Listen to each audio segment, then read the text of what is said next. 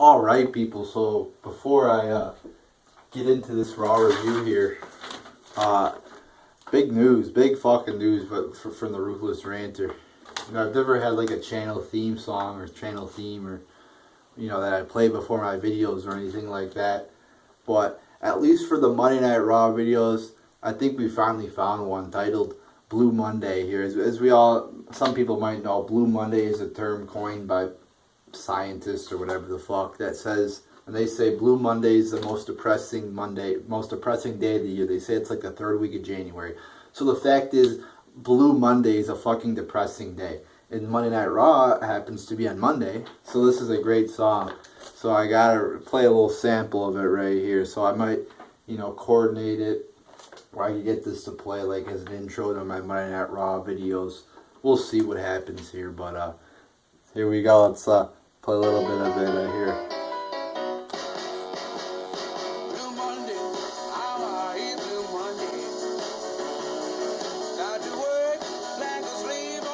So there's a little sample of it right there. So let me know what you guys think about that. Maybe could get that there. Do a little intro to my Monday Night Raw videos if I could. I'm not tech savvy that much, but I'm sure I could figure it out.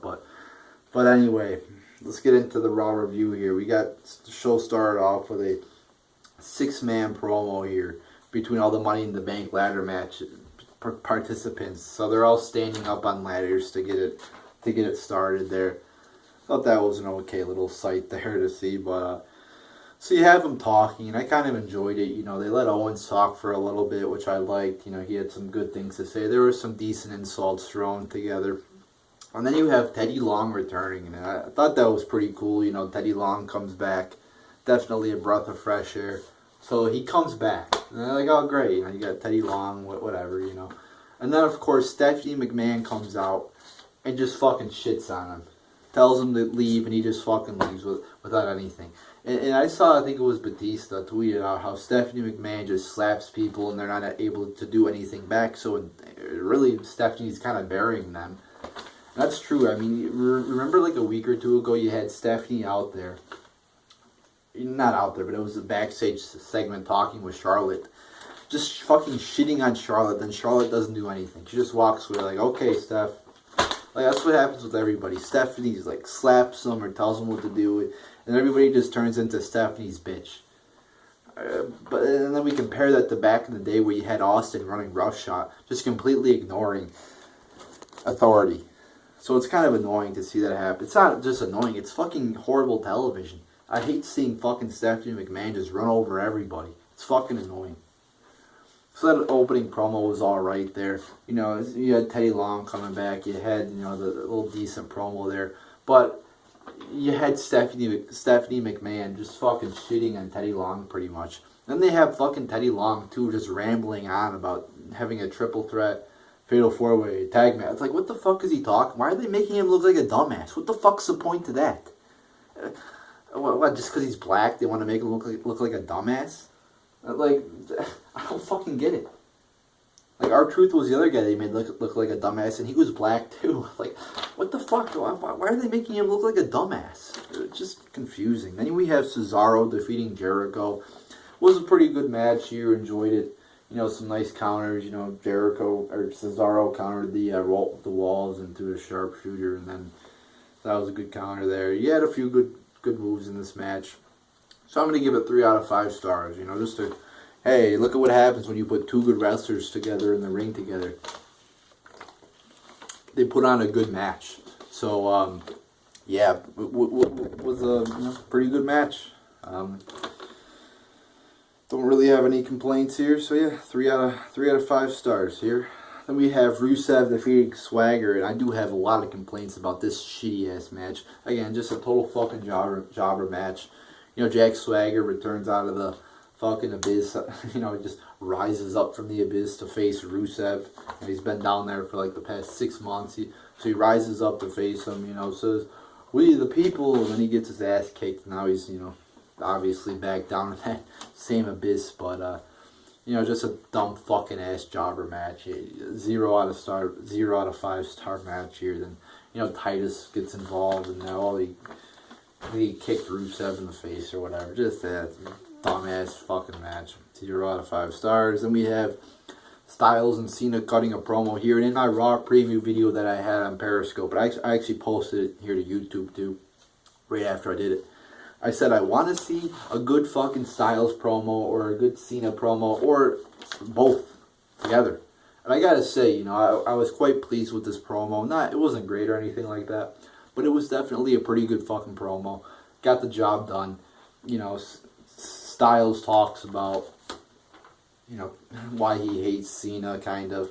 Then, you know, Cena refutes. I thought Cena actually had some pretty good, he had some, not great insults, but he had some, you know, decent little comebacks or insults there. So, like I said, when Cena's not talking about fucking children, you know, when he's not appealing to children, or he's not acting like a total fucking PG moron, he's actually got a pretty good promo ability. Much better than Roman Reigns.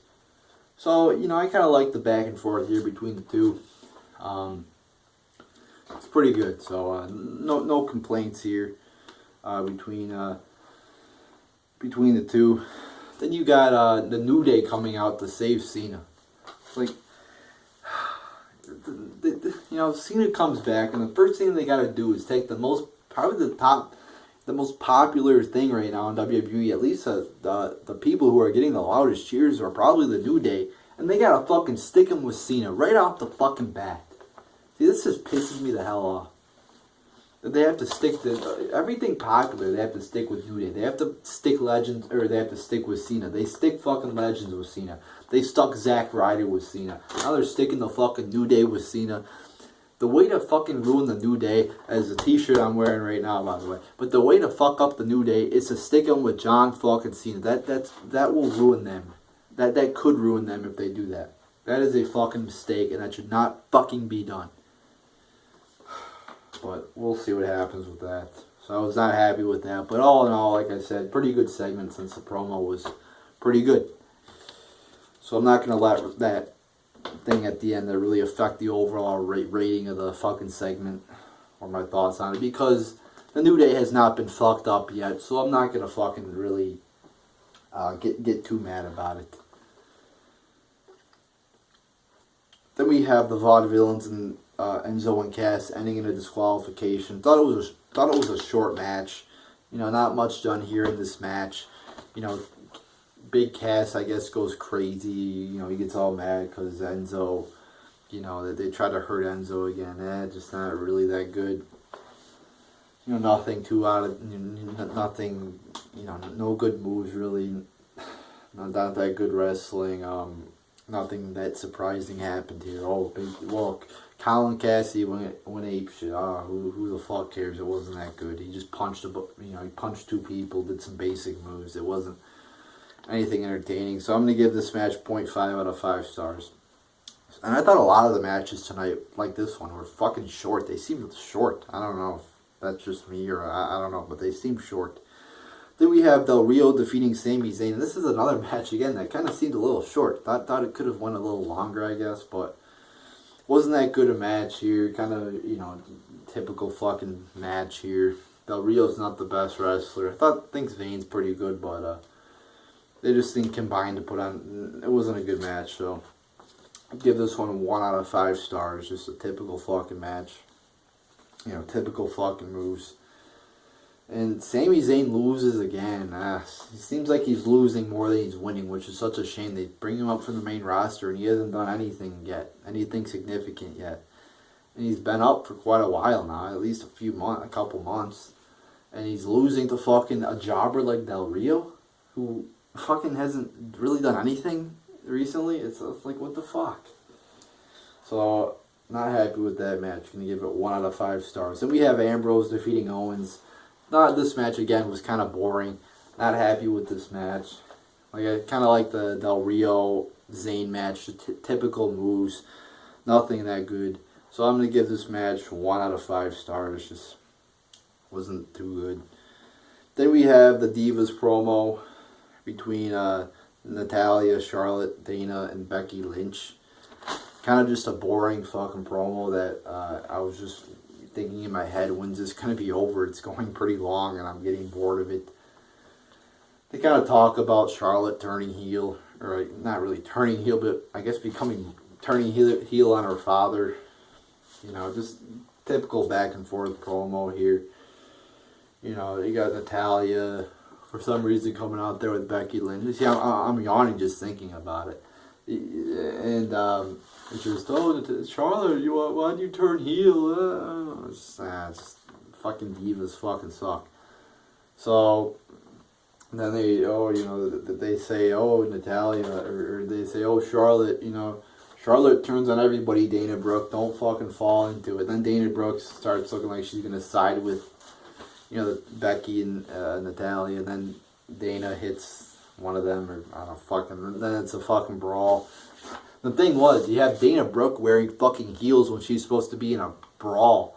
She's supposed to be fighting. It looked dumb as fuck. She's trying to kick off her heels as she's fighting it out. See, the divas just fuck everything up, don't they? They can't even fucking wear the right attire. Can't even wear the right fucking shoes. Just very fucking dumb. that looked dumb as fuck. I'm looking at this, and I'm looking at the brawl for the first few seconds, and I'm like, wow, you know, Dana Brooke's really acting weird as fuck. There, you know, she looks weird as fuck. And I'm like, oh, she's got on fucking heels. It's like, oh man, that was something to watch there. But not a good, pretty shitty segment there. Talking about a shitty fucking segment, you got Breeze and R-Truth fighting ending in a disqualification. Again with this fucking dumbass bullshit about Breeze Dongo and Goldust and R-Truth. I mean, these are two of the shittiest tag teams I've ever seen. I mean, Breeze Dongo, it's a dumbass name, but the tag team makes a little bit of sense since they both have similar gimmicks.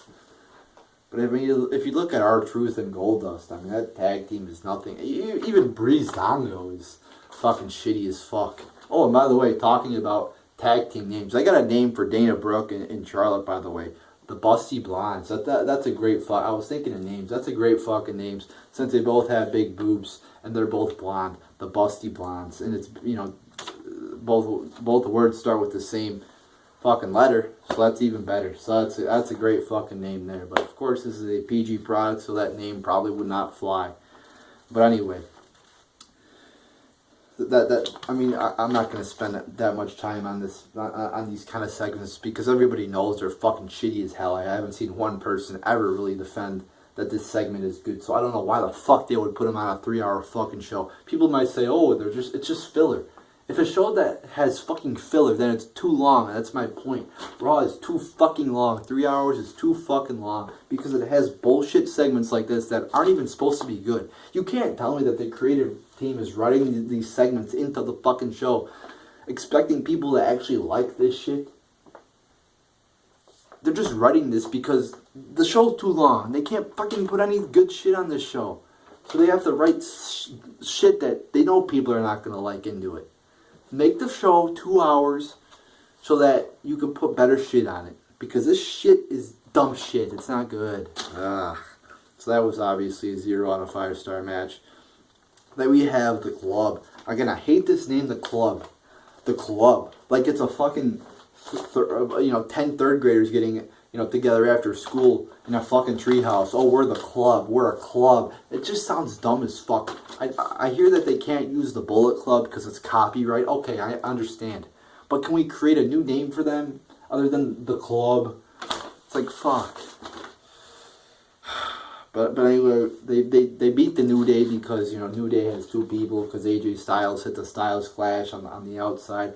I'm very glad they're letting Styles use the Styles Clash now. It seemed like they banned the move, but apparently they haven't, so that's good. Maybe they overturned their ban on it because he wasn't really using it for a while, and they gave him that phenomenal forearm elbow or whatever the fuck. So, but the match, however, again, I thought it was kind of short. I don't know if it was just me, but I thought it was kind of short. It was pretty boring. Like I said in my Raw preview video, it's a fucking 6-man tag. Somebody, commented, oh, they're going to do this match on Raw. And I said back to that comment, I'm like, well, they always do fucking 6-man tag matches on Raw, and they always suck. They're always bad. They're always, a typical fucking tag match. And they usually suck, and this one did it too. it was just shitty. You know, just typical fucking 6-man tag match. And then, of course, you had Cena. Cena comes out to save him. Oh, here comes Cena to save the day. This is not looking good for the New Day, really. You know, you have Cena coming out there, and of course he fucking just beats up 3 people. You know, it's fucking. First off, he punches Gallows and Anderson, and they both drop to the ground with one fucking punch. And then he you know, gets in the ring. I guess that's how it usually works, though, with people coming out. But then he gets in the ring, and Styles just leaves like a pussy. You know, he doesn't even want to fight. He just fucking leaves like a pussy. Which, you know, again, it's just, oh, here comes Super Cena to save the day. Much like here comes Super Reigns to save the day, like he's been doing ever since Cena's been gone. Now, I guess Cena's back, so, you know, I guess Reigns doesn't have to do that anymore. Maybe, but he probably will. I mean, let's face it. You know, you got 2 Supermans on the roster now, and Roman Reigns and Cena, so... You know, then you got... But I was really mad about that, per se. I was more fucking pissed off about how they're fucking associating Cena with the fucking New Day. Dumb. You know, like I said, you're going to fuck up the New Day if you do that. So, that just pissed me off, how they're associating a fucking PG motherfucker that nobody likes, really. Or that gets booed a lot. And that I guess you could say the people who would like the New Day, or... the more hardcore fans don't like Cena. But those people typically like the New Day. So if you're going to associate Cena with the New Day, that's just going to end in fucking disaster. And it's going to fuck up one of the only good things you have in this company. Just like they fucked up Ryder with Cena. They might, I don't know how it's going to turn out, but they might fuck up the New Day if they put them with Cena. So I'm going to give this last segment 0.5 out of 5 stars. And another thing that pissed me off is one last thing before I end this video. The Reigns and the Rollins segments, the vignettes, dumb as fucking shit. You have your champion, you have Rollins, who just returned a few weeks ago, and you're playing vignettes. You don't even have him there to cut a fucking promo to build to the match at fucking Money in the Bank. Stupid, dumb. Vignettes are dumb as fuck. What? You should put fucking Reigns and Rollins in the ring and have them cut a fucking promo. What an idea. But instead they play these dumbass vignettes. They're not even there. Dumbass fucking vignettes produced by a fucking producer, put together by a fucking idiot backstage. So you don't even have them there. Like, you don't even have your fucking champion on the show. He's in a fucking video produced, pre-made. It's not fucking real. You know, it's not organic. It's fucking pre-made. You know, it's like you go to the store, you buy fucking fresh ingredients to make food. You don't want to go to fucking McDonald's and get a fucking processed burger. You want the fucking real thing, not a fucking vignette. But they gotta put these fucking vignettes together, and it just pissed me off. Dumb. So there you go, people. There's your Raw review. You had no champion on the show. What the fuck? Have him in there, cut a promo. You had no Rollins. That pissed me the fuck off. But there you go, people. There's your Raw review.